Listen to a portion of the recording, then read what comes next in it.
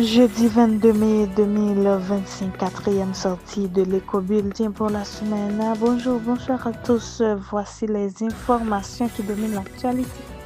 Plusieurs regroupements politiques et organisations de la société civile, dont Nouvelle Orientation de l'ex-premier ministre Jean-Michel Lapin, l'ordre démocratique de l'ex-sénateur Jean-Enel Sénatus, Debout citoyens et Agir et chemin délivrance sont présentés le mardi 20 mai 2025 à la Nation un plan de gouvernance visant à remplacer le Conseil présidentiel de transition.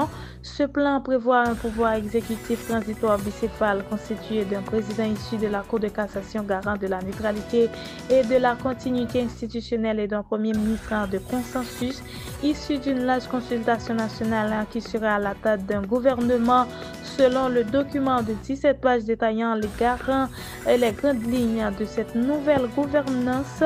Selon le document, la transition doit jeter les bases d'un État serviteur démocratique souverain et véritablement au service des citoyens. Ce calendrier est axé sur 4 phases. La première de 0 à 6 mois, l'installation du gouvernement transitoire, la mise en sécurité progressive du territoire et l'initiation des réformes. Deuxièmement, de 0 à 12 mois, par la suite des réformes, le déploiement de l'aide humanitaire et le démarrage de certains chantiers économiques. Puis de 0 à 22 mois, l'organisation des élections et la restauration de la légitimité institutionnelle. Et enfin, de 0 à 24 mois, la passation ordonnée du pouvoir. Le Conseil présidentiel de transition organise un symposium au siège de l'Organisation des États américains le 22 mai 2025 visant à renforcer la coopération entre les États membres pour contrer la prolifération des gangs et le crime transnational. Parmi les personnes attendues figure Mme Barbara Feinstein, sous-secrétaire d'État adjoint au département d'État américain, ainsi que les ministres haïtiens de la Justice et de la Défense. Ces discussions doivent déboucher sur des engagements tangibles pour rétablir la sécurité en Haïti, un objectif que le Conseil présidentiel de transition peine à concrétiser alors que la population continue de vivre dans la peur et l'incertitude. Malgré un budget avoisinant les 8 millions de dollars américains, le Conseil présidentiel de transition n'a pas encore apporté de réponse satisfaisante à la détérioration sécuritaire. L'avant-projet de constitution remis le mercredi 21 mai 2025 au Conseil présidentiel de transition par le comité de pilotage propose plusieurs réformes clés visant à restructurer l'organisation politique et administrative du pays. L'un des changements les plus marquants concerne l'âge minimum qui pourrait être élu député désormais fixé à 21 ans. Chaque arrondissement constitue une circonscription électorale et élu un représentant, tandis qu'une loi spécifique déterminera le nombre de députés dans les grandes agglomérations. En ce qui concerne le Sénat, l'âge minimum requis pour briguer un mandat est fixé à 25 ans.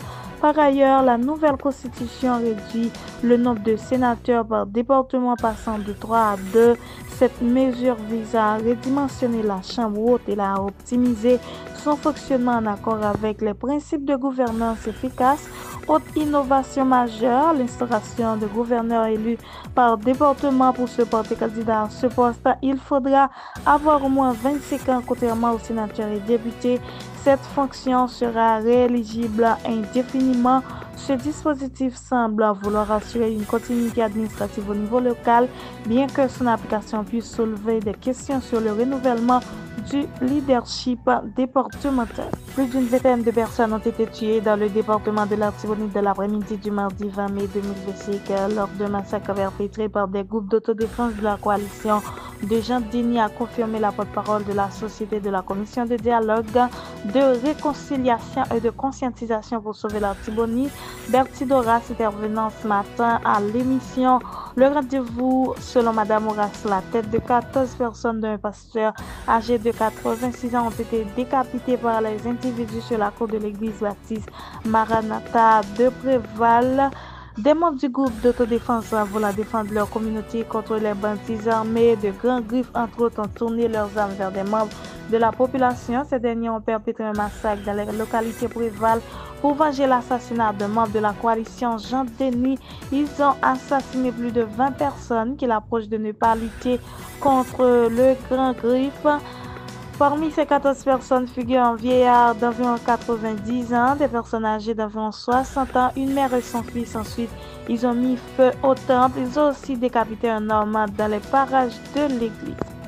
Au moins 25 bandits ont été tués et 40 autres ont été blessés le mardi 20 mai 2025 à Grand Ravine dans le fief du Cheikh Tilabli suite au lancement des drones kamikazes par les forces de l'ordre dans cette localité, a affirmé le directeur exécutif du Réseau national de défense des droits humains, Pierre Espérance, à la rédaction. Il a révélé que depuis plusieurs semaines, les bandits blessés à Village de Dieu, Grand Ravine et Fontamara se font soigner dans l'un des hôpitaux de la commune de Carrefour, tout en rappelant que la commune de Carrefour est hors contrôle des autorités étatiques depuis juin 2024. Elle est sous l'empire du chef gang Chris La. Le défenseur des droits humains continue de soutenir l'utilisation des drones kamikazes contre les gangs en vue de les combattre. Il estime que le lancement des drones apporte de bons résultats. Il a souligné l'importance d'une bonne coordination entre la police nationale d'Haïti, les forces armées d'Haïti et la mission multinationale de soutien à la sécurité lors des utilisations des drones pour des résultats durables. Espérance a prôné une politique de zéro tolérance contre les gangs. Il ne doit pas y avoir de pitié en faveur de la coalition criminelle Vivre Ensemble qui terrorise la population haïtienne. En ce sens, il encourage les autorités à utiliser tous les moyens nécessaires pour éradiquer les terroristes et mettre fin à leur violence. Les bandits ont un choix, déposer les armes pour qu'ils soient punis selon les principes de la loi, a déclaré Pierre Espérance. Mesdames, Messieurs, c'est ici que prend fin le bulletin d'aujourd'hui. Pour vous la présenter, c'était votre ami de la Philogène. Merci de l'avoir suivi.